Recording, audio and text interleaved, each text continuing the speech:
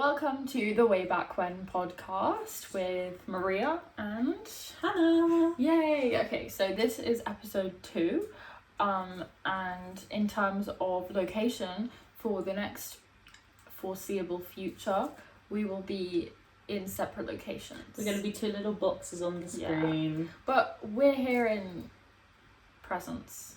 Our presences are here. Sorry? Yeah. In spirit. In spirit. In spirit, we're always together. So thank you for listening to episode 1. It was my episode. It was. It was about Empress Vibia Sabina. If you haven't listened, go and listen to it now because it was amazing. And thank you for any support you left on the previous episode. Even if you just watched the first 10 minutes so you got your views, that's good enough for us. Thank you.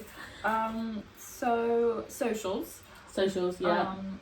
Personal socials, I'm Butterfly Pancakes on TikTok. And I'm the History Chatterbox. And our joint podcast socials are the Wayback podcast. Yeah. Pretty much everything. Everywhere, Instagram. Yeah. Hopefully by this point, at the time of recording, our Twitter's not working. No. But hopefully by the time we post this video, our Twitter is up. Yes, hopefully. And we post new episodes every Wednesday, hopefully. Weekly. Unless we forget. We might. Which is a very big possibility. Yeah. Yeah. So do you want to introduce what you're talking about? Yes.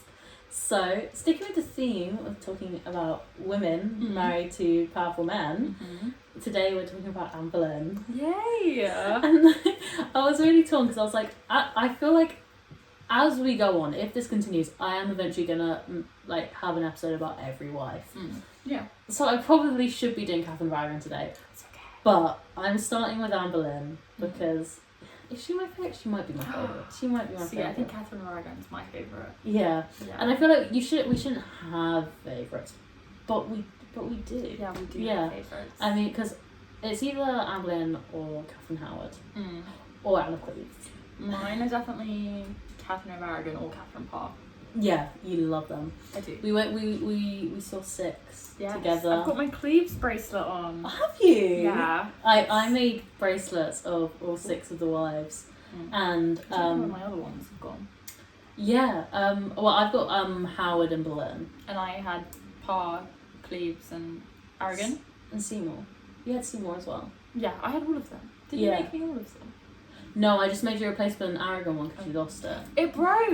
In the streets it of London. Disappeared, yeah. I know. But yeah, so today we're talking about Anne Boleyn. This might be, I don't know how long this is going to be. We'll work with it. But I've got a lot of notes that I've been writing over the last few days instead of doing my uni work. Yes. Yeah.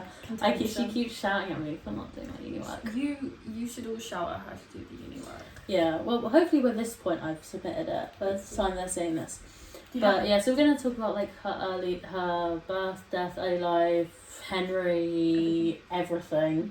But yeah, I'm really excited because I feel like even when if you go to if you're watching on YouTube, you can see in our archive playlist that we have our old episodes, and I never really did a properly structured one. I just waffled about random stuff. We were young. Yeah, yours were more structured than mine were. I think I was going off timelines. So. Yeah, but we've got dates, we've got quotes here. I've had so much fun writing this. I'll include the sources I used for this script in particular in the description, because I used a couple of places just to get because I know these things, but I don't know where I know it from. Yeah, so I just needed everything in one place to get the information. But yeah. Shall we dive straight in? Yes, we should. So, I think obviously the first thing to start with is who she was before we actually get into going through her life. Yeah. So, do you know who Anne Boleyn was? I do. Yeah. But for the sake of it, I'll pretend I don't. Yeah. So Anne Boleyn was the second wife of Henry VIII, and Henry VIII was the second Tudor king of England. Yes. So his father Henry VII beat Richard III at the Battle of Bosworth Field. Which sort of signified the end of the Wars of the Roses, and he became King of England. Yeah. And he was the first Tudor king. He had 2 sons and 2 daughters, 2 surviving sons, 2 surviving daughters, with Elizabeth of York, and that was Arthur, Henry, Margaret, and Mary. I think we're going to touch on Mary a little bit later. Oh, okay. Only briefly, but we'll touch on Mary a little bit later because she does come up in sort of Anne Boleyn's lifetime in her story. So Arthur, the firstborn of Henry VIII and Elizabeth York, was married to Catherine of Aragon, and they were married for about 5-6 months. They weren't married very young. They were both very long. They were both very young. Arthur obviously tragically passed away from sweating sickness, and so when he died, Henry was obviously next in line for the throne, and he married his brother's widow, Catherine of Aragon, who was his first of the 6 wives. And then when his father passed, Henry became king. And so they were married for, I said I wouldn't go on tangents and get in depth, but here we are. So they were married for 24 years? Yeah. They were married 24 years until a certain someone came on the scene.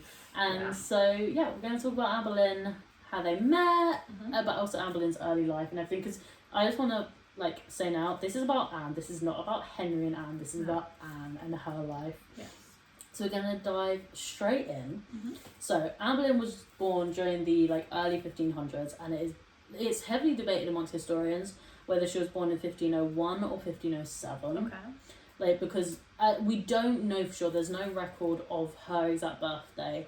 Her parents also had quite a few children, many of which didn't survive. So some of the records for children who didn't survive might have been mixed up with Anne's.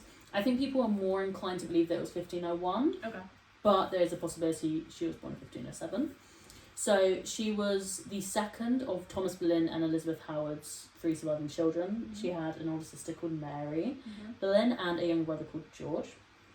And she was born and raised.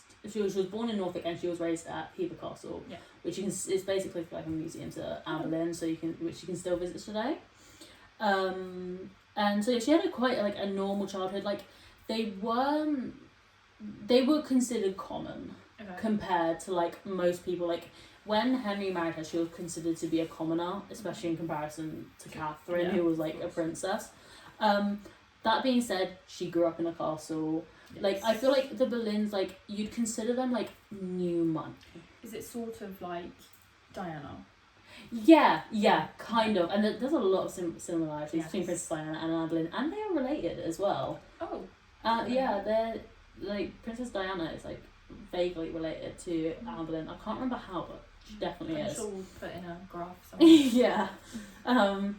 So going forward a little bit, so as a young girl in 1513, so here she was either, this is going off that she was, I think more that she was born in 1501. Okay. So this is going off that she's about 12 years old, and her father, Thomas Boleyn, sends her to the court of Savoy in, this is the only way my script can pronounce, Mechlin, to live in the household of Margaret of Austria as a maid of honour. So one of her ladies, so she would have helped her with personal things. Basically a woman of the court, that kind of thing. Yeah, a daily attendant. And the thing that was amazing about the Margaret of Austria's court is it had a massive library. Oh, okay. So it had maps, manuscripts, books, everything. So Anne was surrounded by literature and knowledge and education. So she was very, very well educated. For, I wouldn't say a woman of her status, because by this point women of her social class were being educated. But I think lots of people view Anne as quite a pious and very intelligent woman, and so I think she had more interest than other women might have had in these kind of things. Do you think the environment in the French court would have bred that? Well, this is at the moment she's still in the Austrian court. She hasn't moved to the French court yet. This is when she did Margaret of Austria. Yeah, you're rushing ahead. Sorry. But that being said, she was only here for 15 months before she moved to the French court. And so in 1514, Thomas Boleyn recalled her from the court of Savoy. And this is because Henry had broken an alliance with the Habsburgs, so it didn't look good having an English noble daughter in the court. And so instead she moved to the French. And I mentioned Mary, Henry's sister, earlier. The reason she moved to the French court is because, as we know, Mary Tudor married Louis XII in, what year was that? In about 1514, 1515. Instead of Charles of Castile. Okay. So that obviously threw up tension. Yeah. But and it was actually Mary Tudor who personally requested that Anne Boleyn be part of her retinue. Okay. So Anne goes to the French court with Mary Tudor to attend on her, but then obviously only a year into the marriage, Louis XII dies in 1515. He's old. Yeah, he's like an old man. Yeah. Kind of gross. Mary Tudor wasn't happy about it. I think that's very well documented that she wasn't happy about that marriage. But instead of moving with Mary Tudor back to England, Anne remained in the French court for 7 years in the household of Queen Claude, who was the wife of the new king, Francis I. Right. So at this point, Anne's in the French court, very, very well educated young women. Obviously, we talk a lot about like the fashion and stuff, so she's like adopted the French fashions and stuff, like, and she takes them with her back to England. There's sort of like it's not a rumour, but there's sort of an assumption that Anne was the one who brought French fashion to England, which is not the case. Natural. She definitely had influence, because the Queen would always have influence over the court, but she wasn't, like, it wasn't just her who did it, but we know that she adopted these French fashions. She's always depicted wearing French fashion, like in all the portraits that were created during the Elizabethan period, she's seen wearing a French hood. We do know that she also wore the English ones as queen, but she definitely wore the French hood. So she returns to England in 1521. Okay. And by this point, her older sister Mary is married, but she's having an affair with Henry VIII and is a mistress to Henry VIII. And it's a position she was probably in until about 1525. That's a good 4 years she was mistress. Wow. Which says a lot, because Henry went through them very quickly. Yeah. It is suspected that they had a child together. Yeah. Recently they've been not as inclined to think that. Yeah, it's a big rumour because she was married and she's held with children. But I don't know, she named one of her children Henry, and it's a common name. Yeah. Well, and also it was like normal to name your child after the monarch as well. Yeah. But no, there is the possibility that she had one of his children. Okay. Wouldn't be the first time if we put like Henry Fitzroy, who was Bessie Blount's son. And yeah, so Anne comes to the English court and joins her sister, and they both become ladies in waiting to Captain American. It's messy. Yeah. It's messy. Henry really liked shagging Catherine's women. And Catherine always turned a blind eye to it. That's so sad. Which, as we all learn, Anne did not do. No. Jane. Yeah, Jane. Bit far ahead. The only ones who weren't ladies in waiting to like one of the others is Anne of Cleves and Catherine of Aragon. Oh, they're princesses. Exactly, and that's why. And but all the others were literally like lady in waiting to each other. I mean, I guess it's the closest he would have to being like privately with a woman of high status. Yeah, except like, and also like, I mean, noble men were like shoving their daughters under his nose. Yeah. Because you would get like status and wealth from it. So yeah, where are we up to? So Mary and Anne are both in the English court now. Anne's in the English court with her family, and it is in 1522 that we think Henry and Anne meet for the first time. So this is a year, sort of the following year after she returned back to England. And it's a very specific event that we think they meet for the first time. And this is sort of where it's documented. I know in like the TV show The Tudors, this is where it shows them first meeting. It's like quite common.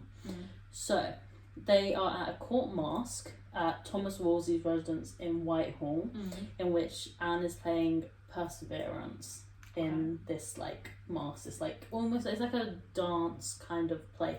I feel like it's the Tudor equivalent to like musical theatre.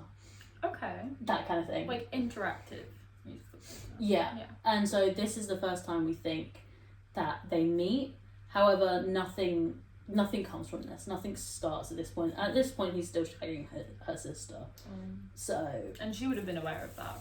Oh yeah, 100% she would know. Everyone saw, like, it was kind of like a secret, but it wasn't a secret. Like everyone knew who the king was shagging. And so their courtship didn't actually begin for another, I can't do maths, another like 4 years. So about 1526 is when Henry starts becoming obsessed with her, and he was relentless. It's one-sided, as far as now we think. Yeah, we don't know. we're not inside Anne's head. We don't know exactly what she was thinking. He's more into it than she is. Yeah, I think definitely in the beginning. Okay. He is relentless. Yeah. He won't leave her alone. He's annoying as hell. And he is begging Anne to be his mistress. At one point he says, like, you can be my only mistress. Like, I'll have no other mistress. Oh, that's lovely. Yeah. But I'll still be married to my wife. And Anne's like, no. No.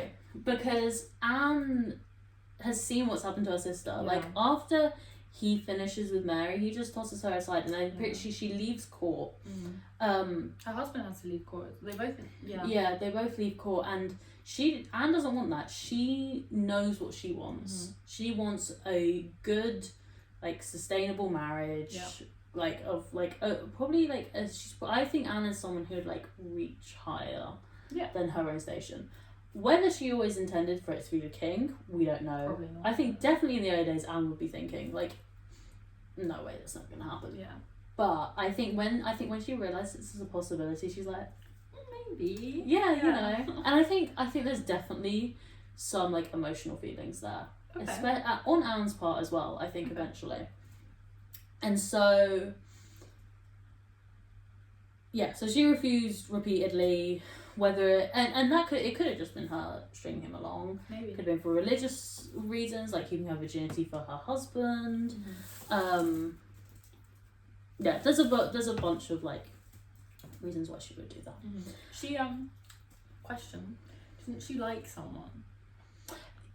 She had a brief dalliance. I didn't include it. I did go over it in my research. She had a brief dalliance at one point. I can't remember his name. Charles Brandon. No, Charles Brandon was like his best friend. Mary. That's Mary Tudor. Yeah. I think she did have some like it is rumored that she had some like flirtations with a few members of the court, but it never really like went that far. So Henry sent Anne a lot of love letters. We have some of them, don't we? 17 of them are That's a lot. in the Vatican Library, but none of Anne's. I don't know. Yeah, but that's where they're stored. I think it's because like it was evidence during the religious reform. That makes sense. I think that's most likely why. But we don't have any of Anne's responses. None of them survived. They were most likely destroyed after shit hit the fan. Yeah. Do you think would she have actually written back? Yes, I think she definitely wrote back, because I think in some of Henry's letters, I think he might have made reference to stuff that she might have said. There's a quote. It's like little duckies or something. Yeah, he says in one letter he wants to kiss her little duckies, which is Tudor slang for breasts. Yeah. So they were quite raunchy, really. Yeah, men haven't changed. Oh no, literally. No. Like it was literally the Tudor equivalent of sexting. Yeah, it's like basically. Nudes. Yeah. And I think he sent her like I think it was like it was a piece of jewelry which had like a miniature like portrait of his face in, which I found out when watching a documentary that portrait would have been commissioned by Catherine of Aragon, and he sent it to his side piece. That's horrible. I mean, he is a terrible man. He was we don't like him. A bad king. And one of the letters declared that the king's heart belonged to Anne alone, and he hoped his body would soon also. And it was signed with a love heart around Anne's initials. It's a bit desperate. Yeah. And also, you have a wife. Yeah, he'd clocked out of that marriage by this point. He'd clocked out. Because, I mean, Catherine wasn't going to have any more children by this point. Obviously, they had their surviving daughter, Mary, but she wasn't going to have any more children, so he just... Yeah, like seven non-successful. There were so many. It was so tragic. And the other thing of note during their courtship is in 1522, Anne contracted the sweating sickness, which had killed Arthur, and she was at Hever Castle at the time, and Henry sent his physician to tend to her, and she survived, and not many people did, other than like her and Catherine of Aragon, because obviously Catherine also got sweating sickness when her first husband did, and she survived, obviously. But the accusations of like... I'm jumping ahead. You keep jumping ahead, yeah. There's accusations linked to that. What, like her surviving? The witchcraft. Yes. Yeah, we will touch on the witchcraft a bit later when we like get to talking a little bit about her trial. Okay. And stuff. So by this point, as we've established, Henry's looking for a way out of his marriage to Catherine of Aragon. He asks the Pope says no. Of course. And it is such a big part of the story, the Reformation, but I didn't want to put too much focus on it in this. I feel like, because that could be a podcast episode it's its in own itself. feat, isn't it? Yeah, it's massive what happens. Obviously, the big piece of evidence that Henry is trying to bring forward is that she had consummated her marriage with Arthur. We both have our opinions about this. Yeah, we have very different opinions.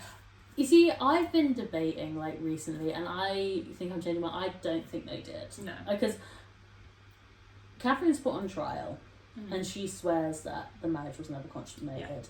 Yeah. She swears under oath in the eyes of God. And Catholic. She is so religious. I was I cannot see her. No. She'd probably think, I'll go tell her I lie about this. Yeah. And so I think, I do believe her.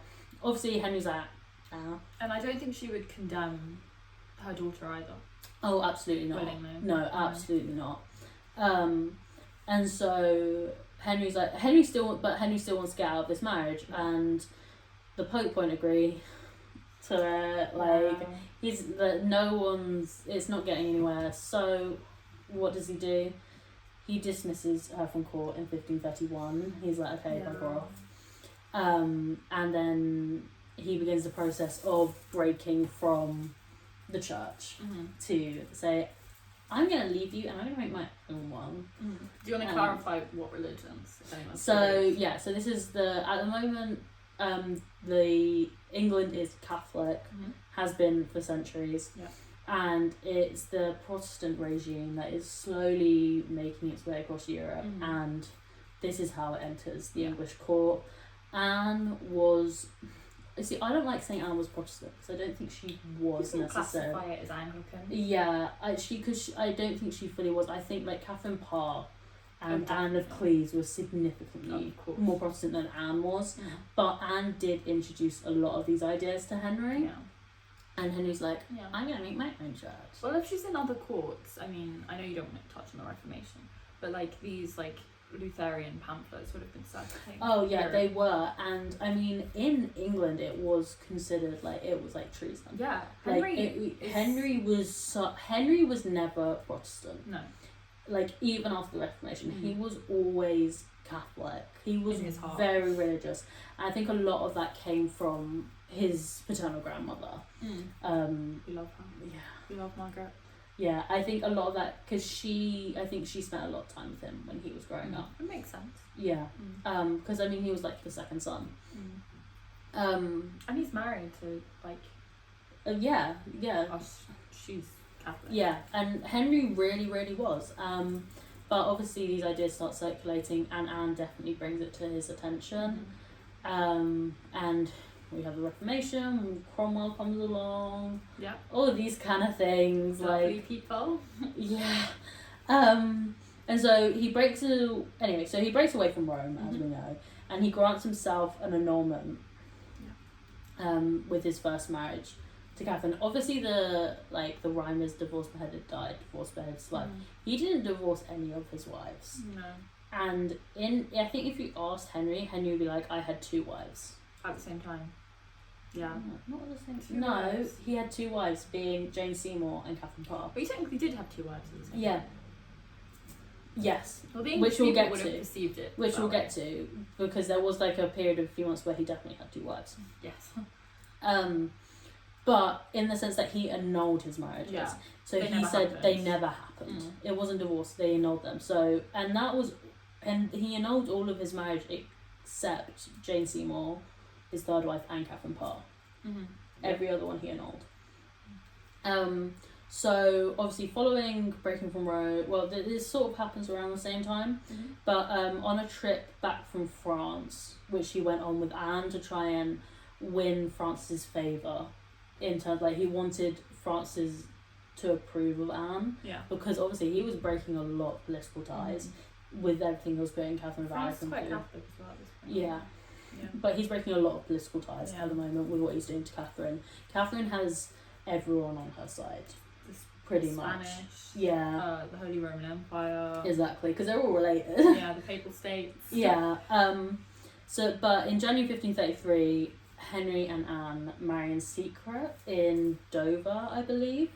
And it is believed that during this secret wedding, like following a secret wedding, or even just a little bit before it when they're in France, that the marriage is consummated. Okay. Because 9 months later, Yeah. Elizabeth will come along, but we'll get to that. But like the marriage to Catherine isn't annulled until the May of that year, just before Anne's coronation, which we'll also get to. So yeah, there's a solid few months where he's married to 2 people technically. Polygamy in like England, being like especially for a king, is very unheard of. I mean, it was a secret marriage to Anne, so people wouldn't think about it. Like when they married, it was very much in secret. But anyway, in May 1533, Anne is escorted by river to the Tower of London, where she prepares for her coronation in the royal apartments in the Tower, which is where she will be returning to in a few short years, but we'll get there. And then she rides in a very triumphant, massive procession to Westminster, where she is crowned Queen. I believe she's like the only with the scepter. She's with St. George's crown. She's the only queen. She's the only one of the wives to be crowned queen. I think up until that point, wasn't it? Yeah, I'm not sure. I think so. I can't remember. I feel like there might be one or two like here and there. But yeah, she's crowned with St. George's crown, and that's very much Henry saying, "This is the queen now. Y'all have to deal with it." Deal with it. And we actually have like the only like surviving piece of like contemporary likeness of Anne are like these like coins, like medallions, I think celebrating like the coronation. It's really cool. And that's all we have because everything else is destroyed. Yeah, because there's a lot of popular portraits, but they're not. The earliest they were created was during Elizabeth's reign, because I mean after Henry died, and Edward and Mary were on the throne, like she was vilified. Yeah, they didn't want her. Yeah, they didn't want any mention of Anne Boleyn, especially Mary. Yes. We all know how Mary felt about Anne Boleyn. We will talk about that. Yeah. In a different episode. Yeah, we're gonna have a big Mary episode at some point. So yeah, she's crowned queen, all jolly good. And then in the September of that year, so she's like quite heavily pregnant. She's like 5 months pregnant when she's crowned. Elizabeth I is born in September of 1533. Ginger baby. Yeah. And obviously Elizabeth, as we know, is their only surviving child. We'll get into like the miscarriages soon. But and obviously like yes, she could have been like a little bit premature, but it is presumed like it was around the time of the secret wedding or just before that she was conceived.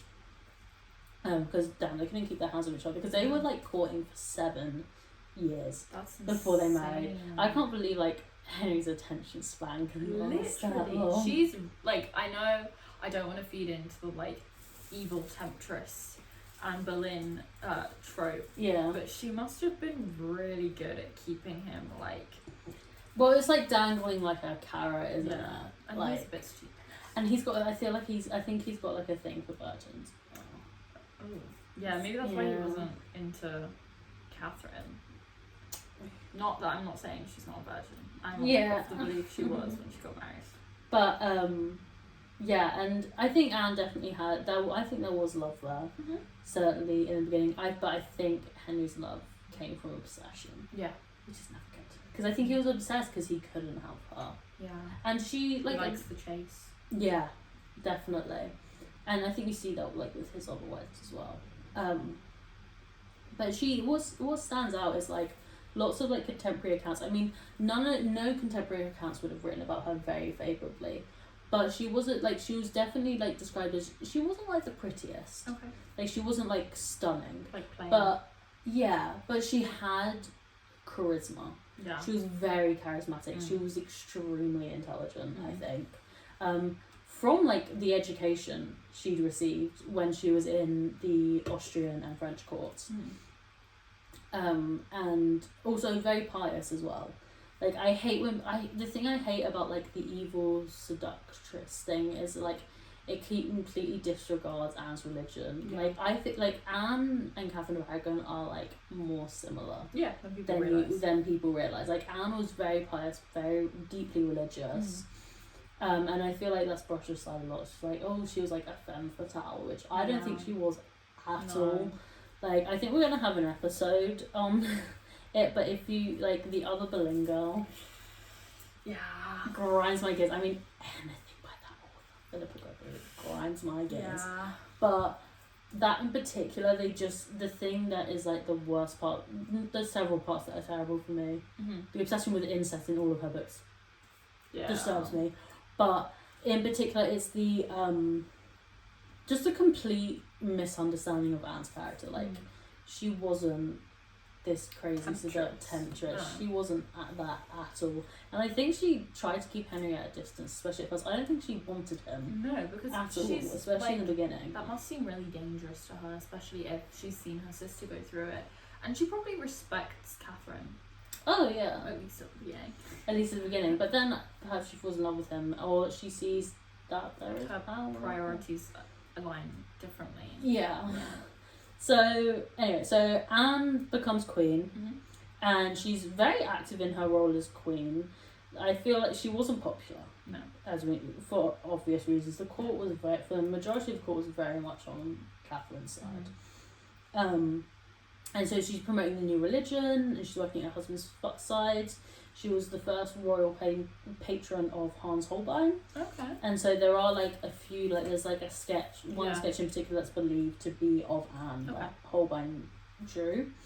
And, yeah, she's quite charitable, that with the dissolution of the monastery, she falls out with Thomas Cromwell because she realises that all the money from the monastery isn't going into the crown's pockets when she thinks it should be redistributed. Because I think she's, like, quite champion for education and using it for educational purposes, which obviously it's not going into Henry's pocket. Yeah. And making him richer. Fight his wars that he's terrible at. Yeah, Jesus. He keeps going to war and he's bad at it. Very bad. He's the worst. Yeah. And it's during their marriage that Catherine passes away. There's lots of rumours about, like, how she died exactly. Yeah, they think that she was poisoned, or she had, like, a black heart or something. She wasn't. I don't think. I mean, you can die of a broken heart. Yeah, that's what I saw. I was listening to a podcast the other day, and they were talking about the possibility that she died of a broken heart, which is really sad. And Anne, following the announcement of the death, walks in a yellow dress. And it's like, oh, you know, it's Spanish person. I was like, Anne, shut up. You know exactly what you're doing. Crazy. And she also says, like, I'm pregnant. Literally crazy. Like, yeah. So she's believed to have had at least 2 miscarriages. I think 2 or 3 miscarriages for the remainder of the marriage. One in 1534 and one in January of 1536, which was her final miscarriage, which is believed to have been a boy. Okay. So Anne's in a sticky situation because what we haven't talked about is Henry's obsession with having a son. Yeah. Having an heir and a spare. Yeah. Which he was. He was the spare. You know? And Anne's whole thing was, I will give you that son. Yeah. And she has the first child. It's a daughter. Henry does dote on Elizabeth. He does love her. Obviously things break down a little bit in later years. But he's like, okay, well done. Where's my son? Like, give me a son now. Do you think Elizabeth being... I think I've heard people say this. Elizabeth being born a girl is what kind of soured him at Anne. Like, the first Not thing. at all. Okay. Not at all. Okay. I think it is when she has the miscarriages later on. Okay. Bear in mind, they've only been married for 9 months. I think things are still pretty, like, happy at this point. And I think he's very much like, okay, the next one will be a boy. And he's got 2 daughters. Yeah, by this point he has 2 daughters. And Elizabeth, actually, she doesn't, like, obviously grow up with her parents. She has a huge household, which includes Mary. Mary. Yeah. And... as a punishment. Yeah. And I feel like there's lots of different views when it comes to Mary and Elizabeth, which I think we'll touch more on in a future episode. Definitely. I think you definitely have a lot to say. I have You love talking so about the much 3 to children. say. But no, I don't think this is Henry doesn't sour with her at all at this Okay. point. I don't think. I think it is later when the miscarriages start happening.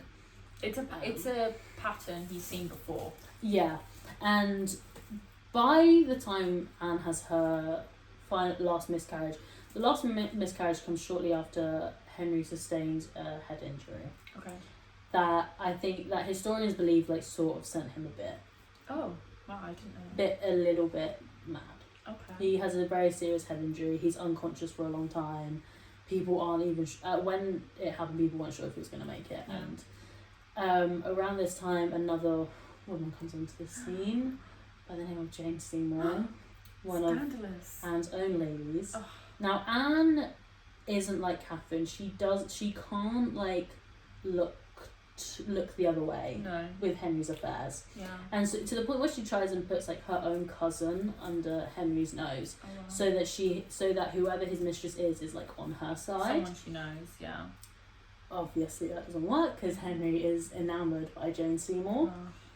who in a way has like similar tactics to Anne. It's like, I'm not going to be your mistress. Yeah. Like I don't think she would ever say like I'm going to be your wife, but it's like, no, I'm like waiting for marriage.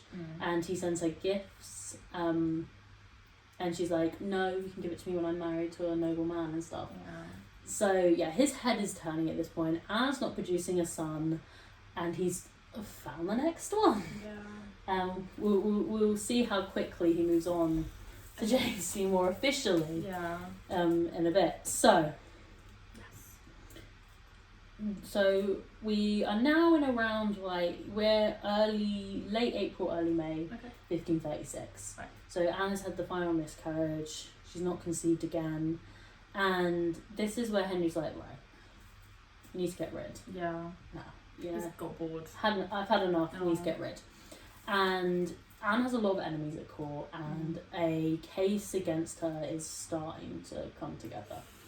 To the point where Anne is brought before the Privy Council, and the accusations against her are rather loud, which I will go through. Okay. And she is arrested. So, I have my notes here.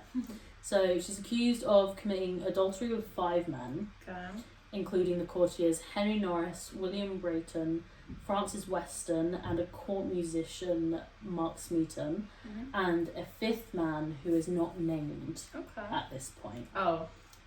We'll get there, Yeah. because there is a separate charge. The 5th man is George Boleyn, Lord Watchford, Dum dum dum. who is her younger brother. Gag. False. Entirely Yeah. false. No, it's Anne terrible. would never cheat, let alone commit incest. Henry likes doing this, doesn't he? Because technically, I mean, his charge against Catherine was incest. But I think Henry fully believes this stuff.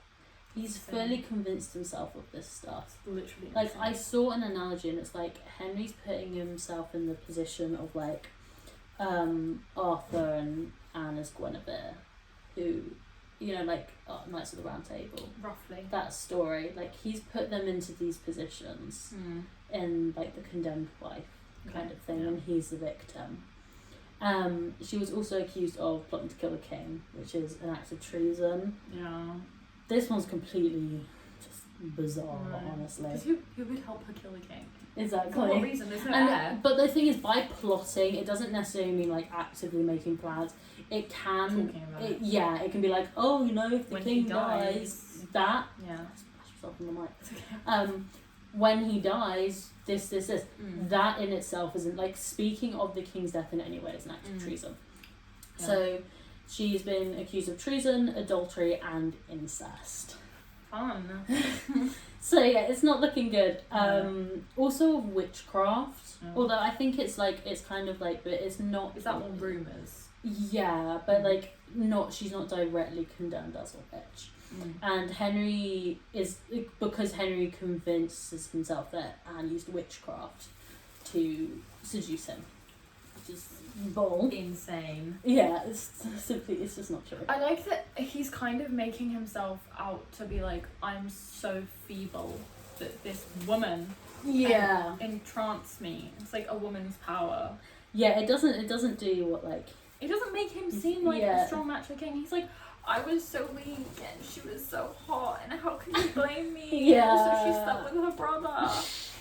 Yeah, and the thing with what happens with her brother is there's lots of rumors about like who the hell brought this up. Lots of people accuse his wife Jane Rochford. However, this has no evidence. There's no evidence for this. She does make a statement. Okay. What's in the statement? I don't think we really know. Well, because also she's villainized in a lot of films about Anne and the Tudors in general. But imagine the king calls on you, and you're kind of aware that your queen and your husband are very possibly going to be executed. I don't think her and George had a very happy marriage anyway. No. I think things were all a bit rough, but also it's like it all depends like who Jane was loyal to. Was she loyal to? Children, do they don't have any children. No. Okay. Are they loyal to the Boleyns or is she loyal to the king? That kind of thing. And obviously we know that Jane Rochford ends up facing her own execution after helping Catherine Howard with her affair. So doesn't Mary do the same thing? No, that's just in the other Boleyn girl. No, I swear Mary aids Catherine. No. Howard. I might be wrong. Wait, do you mean Mary? Which Mary? Boleyn. There's a lot. No. Okay. Not at all. Okay. She might have been dead by that point. I know. I swear she gets executed.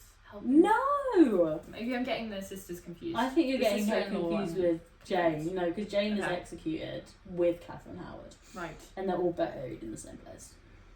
That's sweet. Yeah. They need to stop. Men in history have a problem with burying people correctly. Yeah, we will get to the burial. So the accusations are read by the Privy Council. She's arrested on the 2nd of May and is taken to the Tower. And she's assigned 4 ladies to wait on her. These ladies are all spies for Cromwell. Of course. Because Anne hasn't confessed to anything. No. So they're trying to get a confession out of her. They're trying to get her to slip up. Yeah. And she is in the royal apartments, the same apartment she was in, I think, like just 3 years earlier, awaiting her coronation. Is that? I always feel like there's a misconception that the Tower is this like it's a dungeon. No, not at all. The men who she'd been accused of committing adultery with, yes, would have been in a dungeon. Anne, however, is in the royal apartments. Yeah, I mean she's living yeah, we will discuss that. To be put in the Tower. Yes. I don't know. Might have to fact check. I wouldn't know. Yeah. Anyway, she's in the royal apartment, so she's comfortable. And yeah, so the men that she was accused of committing adultery with are also arrested. Okay. Some of whom undergo torture, and all of them protest their innocence except for Mark Smeaton, who was the court musician, and it is believed that due to torture he gave a false confession of sleeping with the Queen. Because honestly, I don't think it's true. Any of it's true. Yeah, you'll say anything to stop someone torturing you. Exactly. Yeah. I mean, the torturing methods that they would have used. Oh yeah, they were like proper grim. Yeah. So we're gonna get into like sort of the nitty gritty of how the cases were laid out. So the records indicate that the formal charges laid against Anne and her brother and accused lovers were read out on like about the 9th of May at Westminster, and it was split into 2 separate cases. Okay. So on the 12th of May, Smeaton, Norris, Brayton and Weston are brought before the court, and it's obviously only Smeaton who was tortured who admitted guilt. Yeah. The others maintained their innocence, as you would. As one does. But they were found guilty somehow of adultery with the Queen, and they are sentenced to execution at and they are all executed, which is lovely. So kill count so far is 4. 4. And then it is 3 days later where the second case comes to the court, and that is Anne and George's case. And this is where they are also likewise found guilty of adultery and now incest. And they are sentenced to execution. Yeah. It's the first queen to be sentenced to She execution. is, the first queen to be killed by a king. Which is in England. In England, which is insane. I'm sure it's happened in other places. I can name a few. And so news spreads very quickly across Europe. Notably, there are letters from Eustace Chapuis, the Spanish ambassador who was like Catherine Rager's number one fan, who he called her like the king's concubine. Like he hated Anne, as we know. His besties with men. And he writes in one letter that the king believed Anne to have had 100 lovers. Oh my god! Where's the time for that? 100? There is no time, and also she's the queen. Yeah. Like how? No, exactly. It's ridiculous. In what? The space of what? 3 years. That's a bit insane. Yeah. And so Anne is now guilty, as is George. Everyone's guilty. And she's sentenced to death, and she was sentenced to either die at the stake or beheading. I would choose beheading as well. Yeah, you see, it says that she, in some places, that she chose beheading, but I don't know how much of a voice she had over beheading. I mean, who wouldn't? It takes forever to die at the stake, and also that's like a heretic's death. Yeah, exactly, which she's was not a heretic. Yeah. If anyone's a heretic in terms of like Anglicanism, it's Henry. Yeah, exactly. Now, the thing with this is before the trial even took place, a French swordsman was ordered by Henry for the execution. So Henry was never gonna let Anne go. She was never gonna live. Before she was even found guilty, the executioner had been ordered on Amazon and was taking a couple of weeks to arrive. It wasn't even. No, we'll get to why it was a next day delivery. Oh god! Because this swordsman took his time. Oh, we love him for that. So a queen had never been executed by a king, as we know, and it was thought that being executed by a sword would be more dignified and a less gruesome death than by an axe. I mean, so thanks, Henry. I don't. I'm actually Anne Boleyn. Cheers, love, for murdering me, but thanks for giving me a sword instead of an axe. I don't know at what time, because what's her name? Oh, his aunt. The one who helps raise Mary. Oh yeah. She was executed with an axe, and that went brilliantly. Yeah, that was See, I'm just picturing on the TV show. Same. Salisbury. Lee Salisbury, isn't it? Margaret. Not Margaret. Yeah, Margaret Salisbury. Yes. We'll fact check it. It'll be up there somewhere. So the execution is delayed several times as everyone waited for the swordsman to arrive. Which, imagine how distressing. Yeah. That would be. Because what if Henry's just burn her at the stake?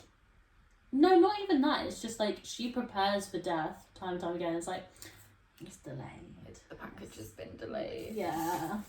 Next day delivery cancelled. Exactly.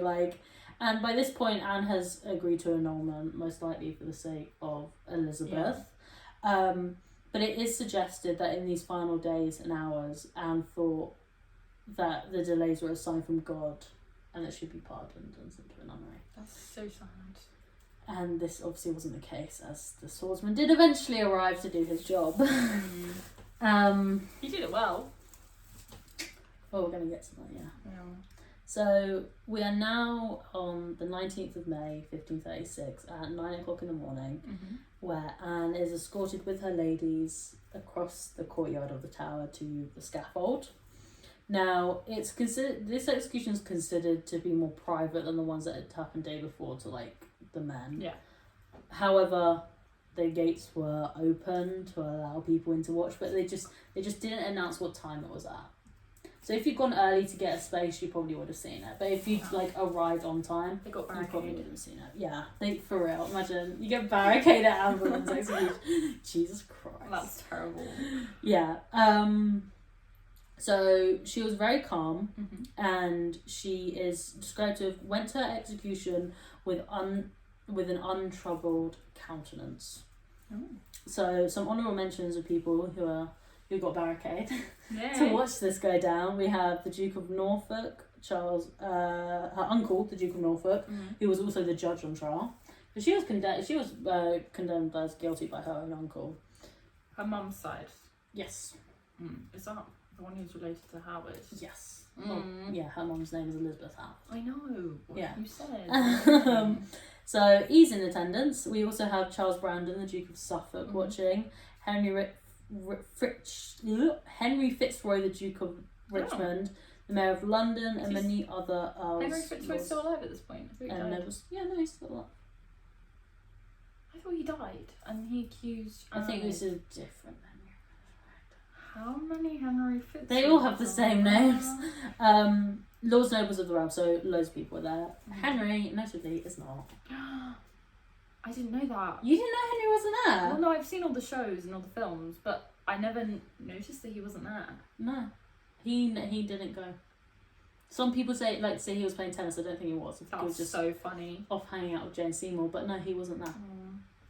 I mean, he said Charles Brandon. Yeah.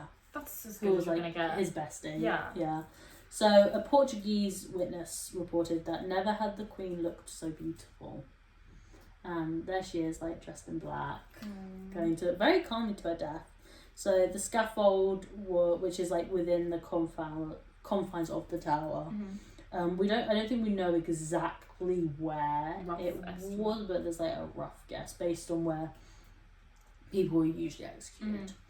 So it's draped in black, and there's straw on the floor, and there is obviously no block because Anne would be kneeling when she's executed by a sword. And I've included some quotes. I think I'll put up an extended quote so you can like pause and read. But I've included just a couple of notable ones because there are quite a few witnesses.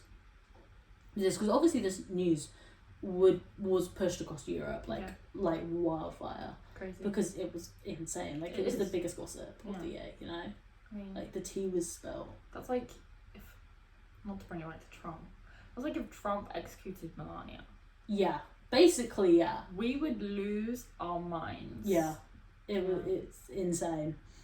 Anyway, so some of Anne's last words included, excuse me if I fumble over these words, but I'm going to try and read them as best as I can. Good Christian people, I am come hither to die, according to law, for by the law I am judged to die, and therefore I will speak nothing against it. Thus I take my leave of the world and of you, and I heartily desire you all to pray for me. O Lord, have mercy on me. To God I commend my soul. That's so sad.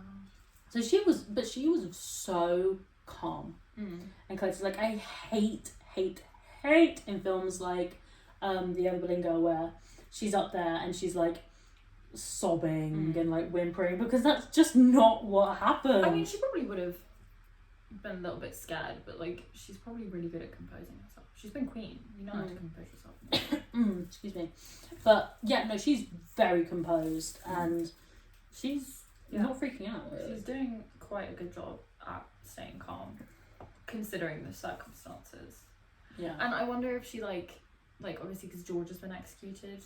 Oh, she and there's a she could have seen it as well. So she's come to terms with it. She knows it's gonna happen. She's knows George is dead. She's dead. I mean, if she lives, it's gonna be a horrible existence. She's gonna live like Catherine of Aragon, and I wouldn't want to live like Catherine of Aragon. Yeah. So very calm, very composed. Yeah. She's not sobbing or whimpering, and actually, go forward to Catherine Howard. Catherine Howard was quite similar. Yeah. I think Catherine Howard was more.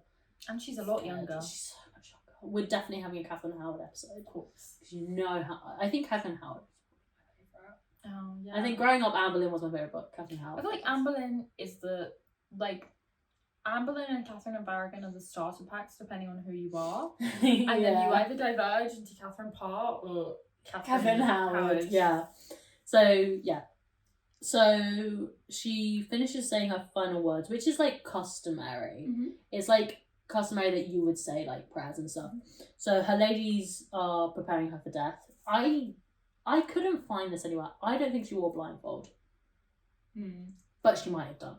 She might have. There are several different depictions. Some of them she wears a blindfold, some of them she doesn't. Well, you'll explain it. Yeah. So she hands a pouch of gold coins to the executioner, which would be his payment, because even when you get executed, you had to pay the executioner to kill you. Crazy. Which is insane. And it also included alms that would be given out to the poor. Oh. Yeah. And at this point, she kneels down. Oh, I don't want to get emotional just talking about this. She's going to cry. She kneels down in the straw and she begins to say her prayers. And she repeats the words, "O Christ, receive my spirit." And there are like accounts where at this point it's like she looks scared. Which I think it would be, because this is like, it's real now. Like, there's nothing's going to happen. Nothing's going to change now.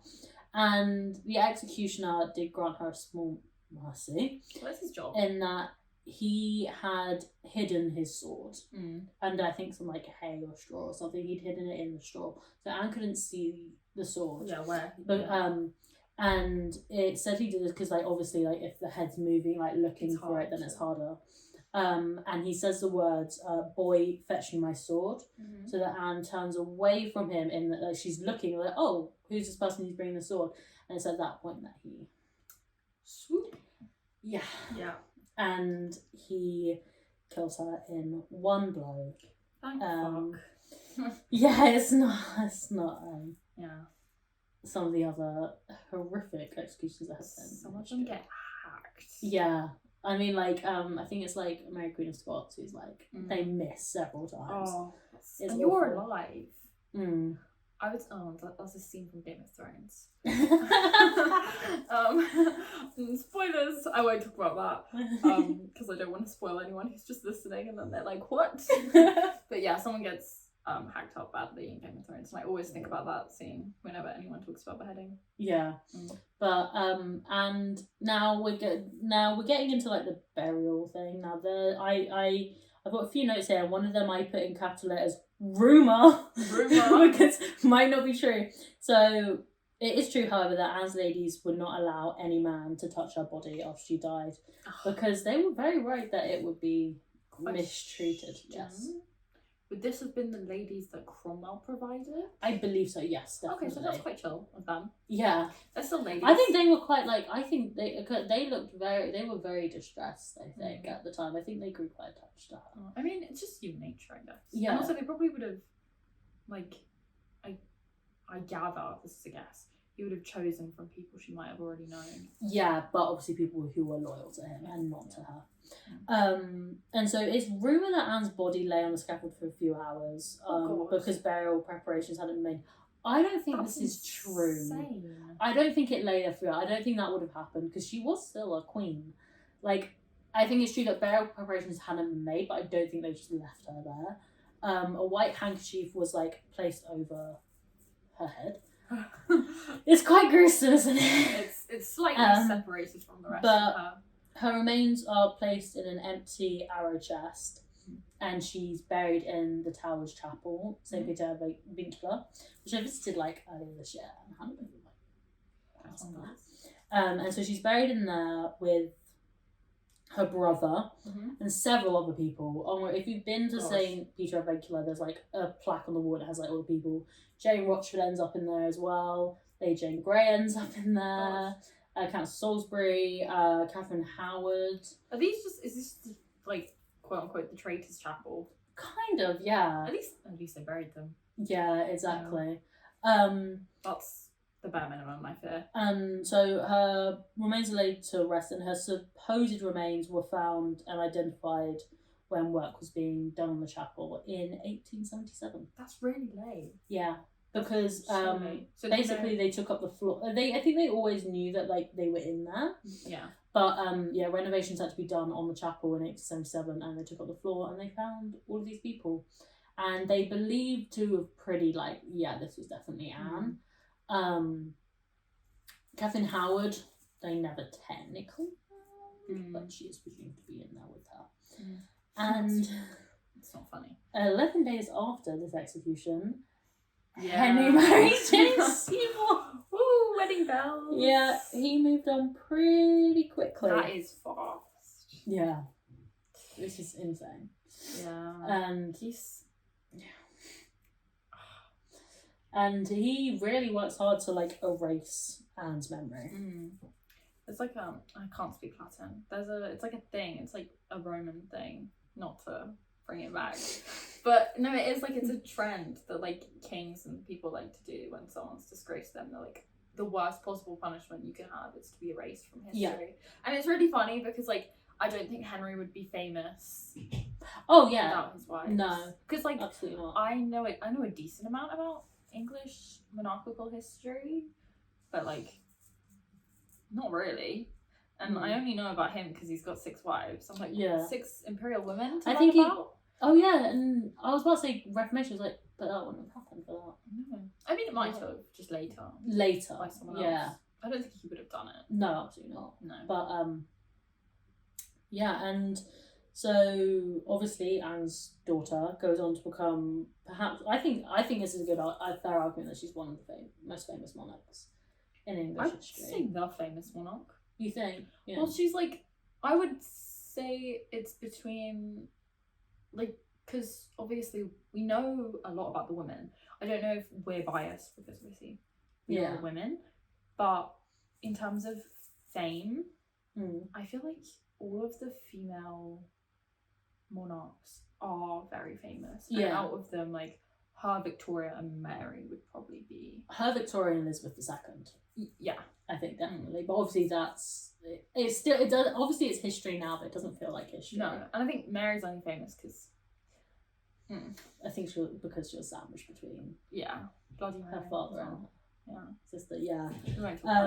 So obviously, a lot of Anne's life was erased by Henry. We don't have any like really contemporary portrait. We don't have any confirmed contemporary portraits of her. But that being said, I would say now, I want to know your opinion on this, that she is probably the most famous of the 6 wives. I'm biased. You see, if you know one, you know them all. I would say the first 2. Yeah. I would say Catherine of Aragon is famous because of her ending, and I guess her ending is because of I think they're very tied in together, Yeah.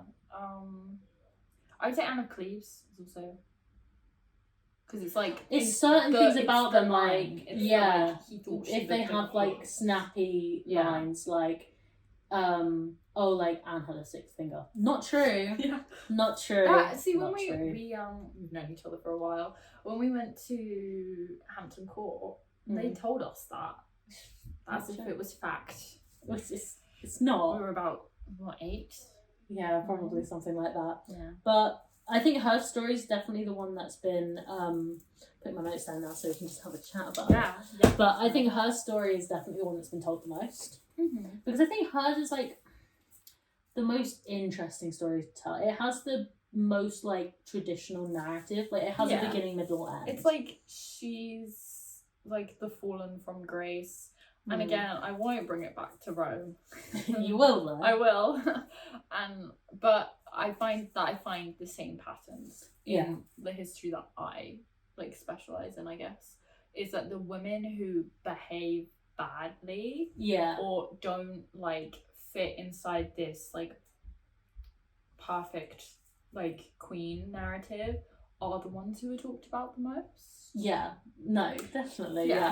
Why are you giggling? I know, but I mean, I just think her legacy is insane. Like, oh my god, the Anne Boleyn merch you can get. So, like, honestly, like all the historic royal palaces, I've been to quite a few in the last year. You have all the little dolls, don't you? Yeah, the like Christmas tree decorations. I have no idea where they are, but I do have all of them. Every time I see those, I think of you and your family.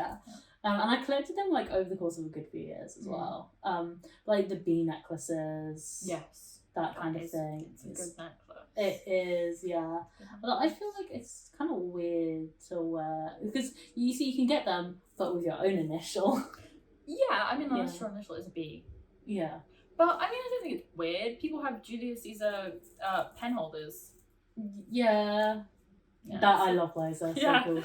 It's a thing. Yeah, I think she's probably the one with the most merch because Jesus, and I think just people love her. Yeah, because what would Catherine of Aragon merch be like? Pomegranate. I love pomegranates. The card. Yeah, but stuff that is like specifically like this is Anne Boleyn.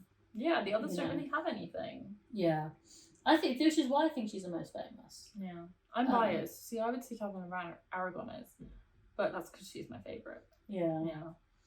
But and I think she's been she's been so misjudged throughout history. Do you think? See, this is a question I was thinking about when we were planning for this. Do you think that she's been more villainized in, say, the last 40 years? Because films like Anne of a Thousand Days? 1,000 Days, yeah. And earlier films like The Wives of Henry VIII and stuff seem to be more kind. Yeah, whereas definitely. Recent ones I found play more heavily on tropes. Yeah, it's like, but I think that's more to do with the media and how storytelling has progressed. Because I think directors and story writers think it's more interesting to tell a story where she's a femme fatale. They think we're dumb. They think we can't have nuanced characters. I mean, I think the biggest what's the word? I think the most serious crime is the other Boleyn girl. Because it's damaging. Yeah, the most damaging. Like that is just so it's complete work of fiction. Have you seen Wolf Hall?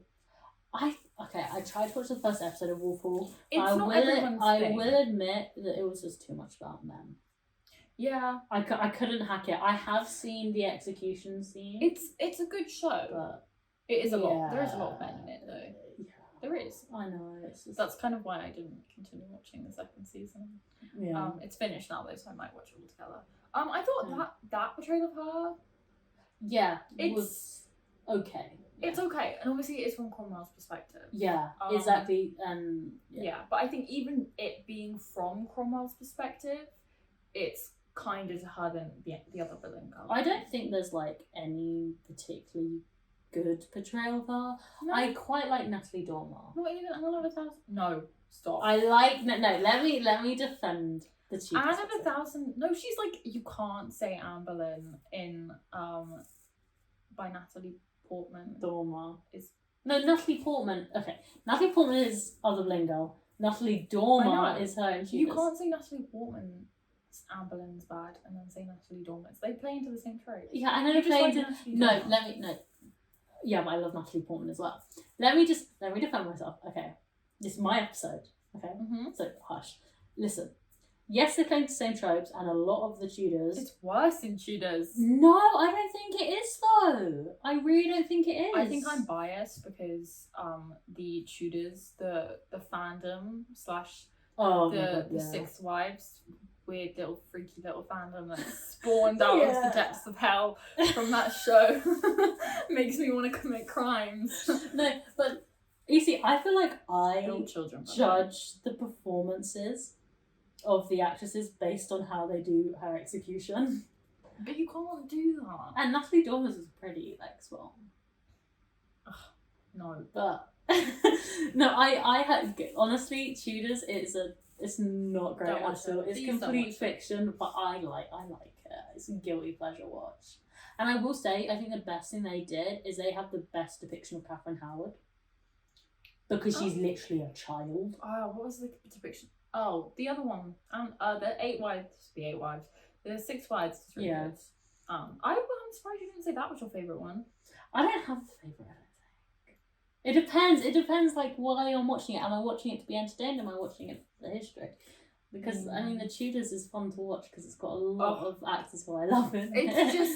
It's I can't watch it. The Henry Cavill in it. I don't care. And Natalie Dormer. I don't care. I like that Catherine of Aragon. Yes, I like that Catherine of Aragon. There was that new show. What is it? Love. Blood, Sex and Royalty. Yes. Okay, That one. seemed okay. Very inaccurate, but I love it. Yeah, it was like the Bridgerton of... Yeah, no, that's literally, could not have described it better. And It was literally the Bridgerton. It's like the prequel to that show where they turn into horses. We're not talking We have about different My Lady opinions on Jane. this show. What is it? My Lady Jane. Yeah. We have different opinions. Your opinions have changed. What do you mean? You like it? No, my opinion is it wasn't My Lady Jane that we're talking about. I can't remember. It was earlier we were talking about it. It was something else. No, what we were talking about earlier were my opinions have changed because it's not My Lady Jane. Horses. No. You did. You said you watched it and you liked it. I watched half of it and I couldn't finish it. Yeah, I can't watch the BDSM, Mary. I'm so sorry. So bad. Like, the thing with My Lady Jane is it could Only be... your opinion changed with Catherine of Aragon and after. Yeah, there we go. No, the thing with My Lady Jane is it could be a good TV show if it wasn't about real people. Yeah. If it was about completely made up people, They could have just changed the it names. could have been a good show. Exactly. That's my issue with But these also, kind of things. how serious can you take it? Because they turn into animals. Yeah. And who is it? Mary? Is it Mary and Thomas or Mary and Edward? Seymour, yeah. One of the Seymours? Yeah. The one who was meant to be with Catherine Parr. Thomas. Yeah. It's so bad. It's so bad. That's bad. It's awful. We're yapping about TV things that show. aren't relevant. Yeah, but it kind of is because it's all Tudors. Yeah. So it's fine. But she's not really in The Spanish Princess. She's briefly. I didn't finish The Spanish Princess. Oh. No, because let me tell you, I got the MGM Plus subscription, whatever you need on Prime to watch it. Yeah. I watched the first season, and I was like, I Yeah. can't. It was. I can't. I think the first season's the best season. Mm. And then I it mean, gets I a bit thought I weird. liked seeing Catherine of Aragon as not a frumpy, woe is me, old lady. Like, Yeah. I thought that was good. But no, I don't think there's any truly accurate representation rather than just a circle that's what this is actually about. But Anne of a Thousand Days. I like Anne of a Thousand Days, yeah. And it's old. Yeah. And it's that when he slaps her and she just like that. Okay. I think Blood, Sex and Royalty is good because I feel like her personality, I think it really works. I really like that one. I've watched it about 3 times. I really like that one. That's crazy. That's the thing. I can sort of put historic accuracy aside. I can tell. Sometimes. I can't. Yes, you can. Give me an example. Fall of the Roman Empire. Yeah, but it has Sophia Loren in it. That's not historical accuracies. That's mythology accuracies. Yeah, same thing. No, it's not. Yes, it is. Like My Lady Jane. I don't like it. I didn't even watch it. What? Yeah. Troy. I can. Gladiator. Oh, stop. I can excuse Troy and Gladiator because I like the actors in it. Exactly, which is what I'm doing. Yeah, but it's Brendan Gleeson and Brian Cox. No. We need better depictions. We of need to Anne Boleyn. make them. We do. We need to make a TV show about the 6 wives of Henry VIII. Yes. Because I would do it so well. I would do it accurately. All the costumes would be accurate. Jesus Christ. I think we need like a whole. I think we do have like in The our. Queen Elizabeth was quite good. I still haven't seen it. I've seen like the first episode, but I was distracted, so I didn't. Becoming like, Elizabeth. The Mary in that, Romola Garai as Mary is so good. You do love her. I love Yeah. Romola Garai. You see, you keep interrupting. I keep losing my train of thought. I'm so sorry. Wait, I remember in like our ideas notebook, like we do have written down like we might do like a movie myth busting of the Yellow Boleyn girl. So I won't give too Ted much. was something else. Yeah, but the costumes in that. Bad. Headbands bad. The headbands. Headbands. The headbands. It's literally they have headbands like the one you're wearing. You can't really see it. This is ridiculous. It's ridiculous. I hate it. Yeah. Yeah. We need better Anne Boleyn content. For real. On that note, We should probably wrap it I up. think we're good. Because we've been yabbering. So what did you think? Did you learn something more about Anne Boleyn? Yes. What did I learn? I didn't know she went to the Austrian court. I thought she just went to the French court. Yeah, lots of people kind of brush over that because she was only there for like 15 months. No, that's fun. But yeah. I didn't know it was Mary Tudor the first. Yeah. Who requested her. That was really Yeah, that was new to me as well when I was doing my research, that she was personally requested to go to the French court with her, which I thought was really interesting because that shows like the Boleyn status. Side note, I was going to mention this earlier and I forgot. Thomas Boleyn, their father, was arrested, I believe, and he was in the Tower for about 5 minutes, and then they let him go, and he fully abandoned his children. That's horrible. It also, I think everything that happened like basically killed their mum as well. You know, like.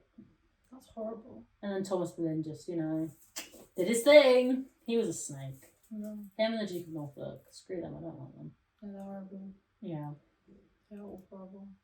Most people in history are. Not my one. So if you want to learn more about horrible people, I need some horrible history. Horrible history. Copyright. If you want to know more about horrible people from history, then you're just gonna have to like stick around, follow, subscribe, whatever you're watching this on. Give it a like and subscribe, guys. Smash that like button. And we post like updates and sneak peeks on our social media at the Wayback When podcast on TikTok and Instagram. Everything will be linked below. I'll include my sources for this video in the description if you want to go and do any further research. I think I'll also include like a book list. Yeah. Of stuff you can read. But yeah, the problem with like this topic is most of it just comes from my head. And just stuff I've spoken to people about. I will say I shout out to History Calling, the YouTube channel, who I love. I think I've shown you a few of their videos because their videos, oh my god, they just put everything in one place. And it's just, they have some really brilliant videos about Anne Boleyn if you are interested. I think if you're at this point in the podcast, you are a bit interested. Yeah, I mean, hopefully you'll watch the next one. Yeah, hopefully we'll make a next one. We will. So yeah, I hope you liked this one, and if you watched this one and you haven't seen the first one, go and watch it. Go watch the first one. You get to hear her jabbering about her favourite people in history.